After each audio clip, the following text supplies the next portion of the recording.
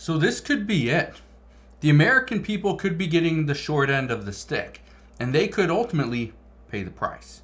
Now, I'm going to explain what's going on here, how this is going to impact you and every single one of us. So make sure you stick around for this entire video, and I'll explain exactly what is going on.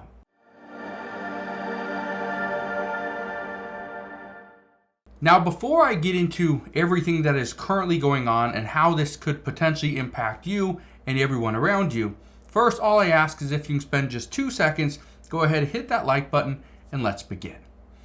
So, a couple things that are happening right now. We got this war between Israel and Gaza. Well, technically, it's the Hamas militants. Now, we are starting to see a little more progress where Israel is starting to find the tunnels and the homes where these Hamas militants are housed.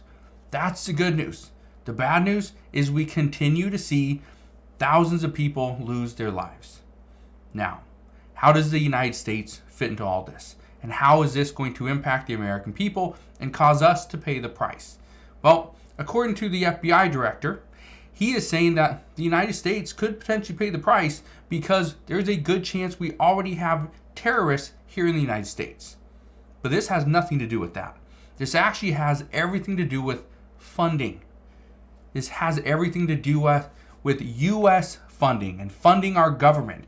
Today is November 7th, which means in just 10 days, the U.S. government would run out of money because we have not seen Congress pass another bill that allows the U.S. government to continue to operate. That's going to expire on November 17th. Well, here's where things are getting very tricky. The U.S. Senate, and we knew this, predictably blocked a bill on aid to Israel because it didn't have any additional funding to Ukraine. We knew this. And now we're starting to hear billionaires come out and publicly state that they were investing into these hard-hit countries like Ukraine. They're investing or did invest into Ukraine when Ukraine was hit the hardest. Now they want the United States to continue to funnel money over to Ukraine to help it build back up. Why? So billionaires can make even more money. Simple. But they're the ones that are in President Biden's ear. Those are the people that are in the ears of Congress. Again, it's a crazy situation, but that is what it is. But we saw this a couple weeks ago, is that the U.S. House of Representatives, they passed a bill that would send $14.3 billion to Israel. But in exchange for sending that $14.3 billion, which would essentially be coming out of the American people, our paychecks and our taxes, instead of doing that, Congress, or pretty much the representatives, the GOP in the House, decided, let's just pull the $14.3 billion from the IRS. Well, that's what this is. The U.S. Senate decided, no, we are not going to do that. They blocked the bill. They are not going to pull money from the IRS. So instead, we have to continue to negotiate. This is where things get very interesting, because now the expectation is that the American people are going to pay the price. We will pay the price for Israel. We're going to pay the price for Ukraine. We will pay the price for limited security down on the southern border.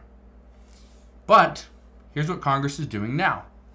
As a U.S. shutdown looms, U.S. House Republicans are searching for a stopgap solution. But what is a stopgap? Well, a stopgap is simply a government term that is telling us that we are going to fund the U.S. government for a short period of time. Well, here's what they're saying right now. It says everybody's got a little bit different position, different options. Right now, we're conjugating about it. Then, Speaker Mike Johnson, he says that the closed-door debate was positive. He went on to say, we certainly want to avoid a government shutdown. It's a dangerous time around the world right now. We recognize that. We'll be revealing what our plan is in short order. Simply put, they don't have the plan together yet. We're 10 days away and they're still working on it. But that is about as far as Democrats have gotten as well. Democrats, they don't know what to do either. But Here's what they do say. According to the Senate Majority Leader, Chuck Schumer, he is blasting the GOP's border proposal and saying that this is a total non-starter. He's not even going to negotiate this. And essentially what he's saying is, okay, you want to pass some funding for Ukraine?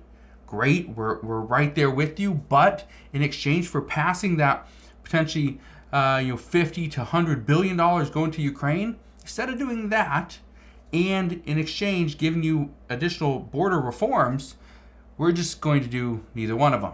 We're going to wait. That's what they're saying.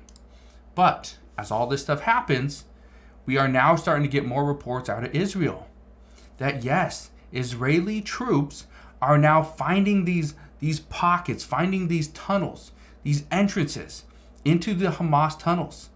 And now they're going to send in ground patrol, these ground troops, to try to force them out. Try to force them out of hiding.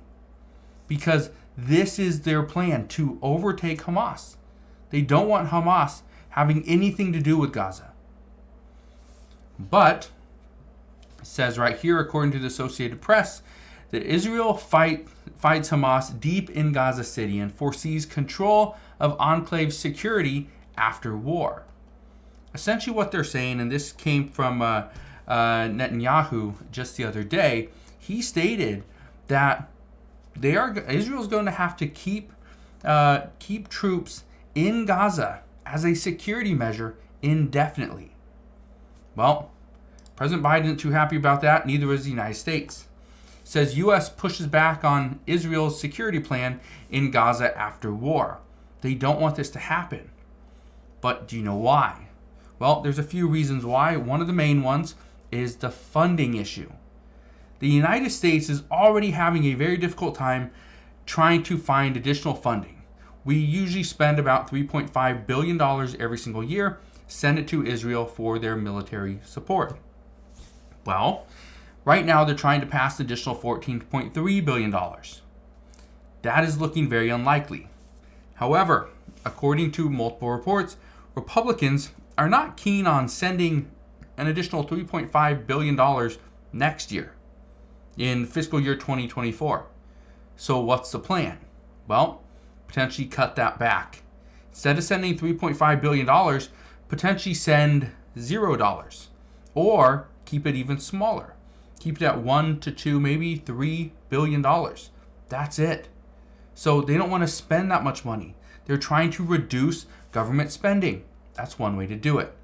But according to reports, this is not going to fly with Democrats. Democrats say we need to continue to spend, and our only answer, our only path forward is to tax the American taxpayers a little bit more. Again, I said this. This is it. Right now, Republicans are trying to pull money back from the IRS. Democrats say, no, we need that money because we need that money to go and hire additional IRS agents, to go after people that they consider their tax cheats. Also to go after billionaires and large corporations so that they pay, in Democrats' words, their fair share in taxes.